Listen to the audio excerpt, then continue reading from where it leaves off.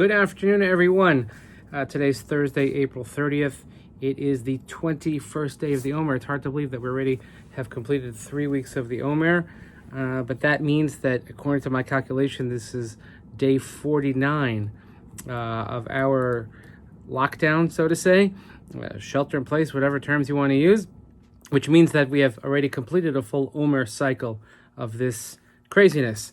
And we're about to begin week 8 of our not being able to be in shul, which is just getting more and more challenging.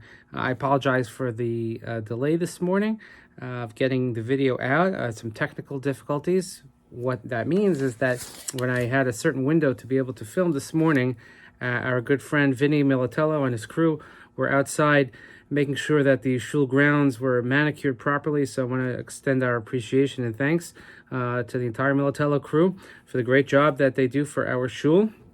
Always, winter and spring and summer and fall, all you have to do is call, and he'll be there. Trust me. So it's very noisy, so it was hard for me to film. But again, as I mentioned, today is day 21. We'll go with Roberto Clemente, or if you're a big fan of the RC, you could also go with Roger Clemens. Just think of that. I think back to that ultimate showdown, as it were, Roger Clemens and Mike Piazza, the bat throwing incident. Oh, it seems just like yesterday. Let's please continue to daven for Refuah Shalema, for Ivan Sobel, for Mordechai ben Elka, Rafael Zev ben Rickel, for Rivka Basliba, and all those who need our prayers. I would even go so far as to say is maybe take upon an extra mitzvah on their behalf. Give extra tzedakah. Daven a little more seriously or intently than you normally would. Take upon yourself study of Torah. If you haven't put on your tefillin in their merit. Every little mitzvah counts. Please, people that really need rachamei shamayim, they need great help from all of us, and you can do your part. So when you ask, what is it that I can do? Well, here are some things that you can actually do, and let's hope that they, as well as all those who are in need, will have their prayers answered latova, and that we will hear good news and share good news, and hopefully back together very, very soon. Today we'll continue with our study of Perek Avos. We took a little break yesterday because of Yom Ha'atzmaut. I hope everybody had a good holiday. We certainly did. It was a bright light in a very difficult week, especially because it's always raining. God forbid we should have 2 good days of weather in a row, although this weekend looks very promising, but then again, who knows? So I'm really excited about that. And we're back to the second Perek of Perek Avos, and we'll take the 20th Mishna. Perek Bey is Mishna Chaf, and we're introduced to Rabbi Tarfon. Rabbi Tarfon, who also lived, he died around the year 130 of the Common Era, was involved, according to many, in the Bar Kokhba rebellion. But Rabbi Tarfon says, and this might be what you might call the anti-Mishnah for this time of year for us, where he says, Hayom katser v'malacha merubah, v'poalim atzelim v'asachar harbei, ubal habayis dochek. The day is short, the task is abundant, the workers are lazy, the wage is great, and the master of the house is insistent. So during this period, you might say, well, this has nothing to do with us, right? I mean, Hayom katser, the day is short. No, it's not. Where the days have sort of been bleeding one into another. We say, well, what day is today? Well, we just have divided between night and day. What's today? Today is just day, because we don't know what day of the week it is. We don't know where we are, where we're going, and the days seem to go on forever and ever and ever. Hamalacha merubah, the work is great. What work? A lot of people can't even work. What task is there for them to do? Hapolim atzelim, the workers are lazy. Well, if they're not working, they can't be lazy because they're everybody's jonesing to get back to work. Hasachar harbei, and the reward is great. What reward? There are people that are really suffering because they're not making money. They can't make ends meet. Just trying to get through to one of the government offices for assistance, even as that's a full-time job in and of itself. Abala bayis dochek, and the master of the house is insistent. There's no boss, there's no work, there's no nothing. But let's look a little deeper into the Mishnah. We'll see that indeed it certainly applies. In a general sense, Hayom Katzer. The day is short. Time does fly. Think about how long March was, and here we are already in the month of May, beginning tomorrow. In my mind, maybe because of Pesach, I don't know, March seemed to have 90 days, and April flew by. Or if you look at your children and grandchildren growing up, and it seems like just yesterday that you were holding them in your arms as babies, and here they are already, grown up and out of the house. I'm sure many of you have, during this period, taken a lot of time to reflect and look back, look at picture albums, maybe some old videos, and then you realize, oh my gosh, look how far we've come, or look how old we've gotten. But you know what? Where did it go? It went like nothing. Hayom Katzer. But nevertheless, Hamalacha Merubah.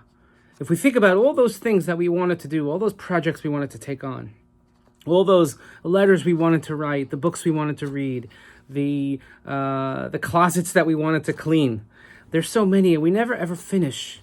We never really complete the tasks that we have in our mind that we set out to do. I have to say that during this period, we have accomplished a lot of things. I mean, I'm running out of closets to do, so maybe we could start a service. If anybody has some closets, we can come in masks and full gear. We could fix them up for you, whatever it is. But, we've accomplished a lot.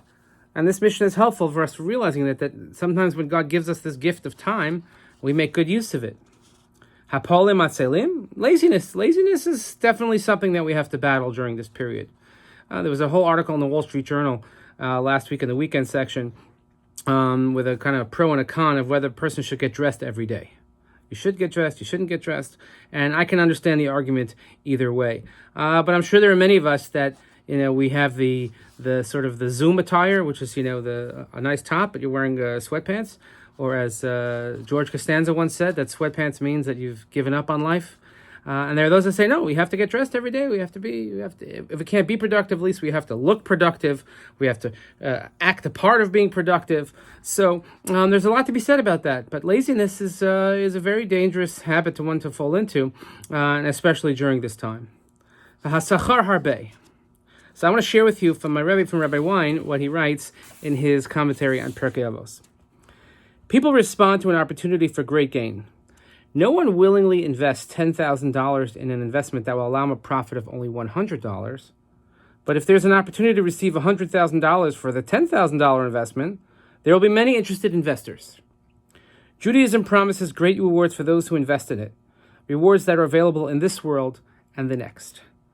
It holds the promise of meaningful life, of serenity of spirit, and quality of character. It provides for family continuity and generations proud and united with one another. Jewish life transcends the mundane world of our everyday existence and provides a connection with the eternal and valuable. But the profit must be earned. It is not a windfall or a winning lottery ticket. We will read later on, Lefum Tsara Agra. The return is in proportion to the investment. One cannot realize the $100,000 return without first investing the $10,000. But the rock-solid guarantor of the investment and the opportunity for great reward have sustained Jews and Jewish life throughout history. And my friends, this is a perfect time for us to up our investment, to think about what's really important, to take stock and say, well, when this is all over, where am I going to place my funds that I've invested, so to say? What will my attitude towards synagogue life be, towards shul, towards davening, towards Torah study, towards kindness to my fellow neighbor, like, don't like, no, don't know? How is this really going to affect us long term? Because ultimately speaking, the Mishna says, Baal habayis dochek.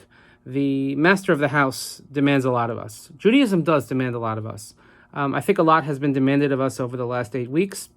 And I think going forward, we have to always be reminded of that. And we have to remember that as we lived up to the task, we're equal to it. When much is asked of us, we were there. So perhaps in a time when much won't be asked of us in such an immediate fashion, let's remember about what we did to invest. So I hope this Mishna, though it might seem to be opposite day for some at the outset, I think really has a tremendous amount of import for us. And let us hope that we will go into this coming Shabbos with peace, with health, and only with good tidings. Have a wonderful day.